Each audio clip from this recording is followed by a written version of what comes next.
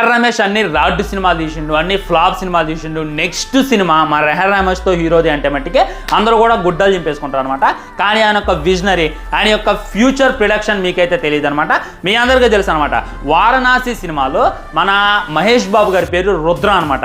Already Rudra అని చెప్పి ఒక క్యారెక్టర్ ఆయన దింపిండు. అదే మన శక్తిలో మన ఎన్టీఆర్ గారి పేరు చూసుకున్నట్లయితే కూడా రుద్ర అనమాట. సో ఇప్పుడు ఆయన ఒక క్యారెక్టర్ పేరు పెట్టిండు.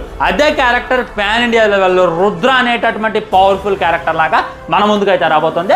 ముందుగానే ప్రెడిక్ట్ చేసి రాజమౌళి గారు సైతం మెహర్ రమేష్ క్యారెక్టర్ నుండి పేరు తీసుకున్నాడు అంటే ఎంత పెద్ద డైరెక్టర్ ఒకసారి ఇమాజిన్ చేసుకోండి. అంతెందుకు భయ్యా, రీసెంట్గా మన అల్లు అర్జున్దే రాకా అనేటటువంటి ఫస్ట్ లుక్ వచ్చింది అనమాట.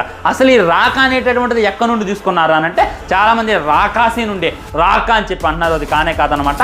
చాలా సంవత్సరాల క్రితం అదే శక్తి సినిమాలో విలన్ పేరు చూసుకున్నట్లయితే రాకా అనే నీ అన్ని ప్రశ్నలకి సమాధానం బడా బేట రాకా అనేటటువంటిది పెట్టడం జరిగింది.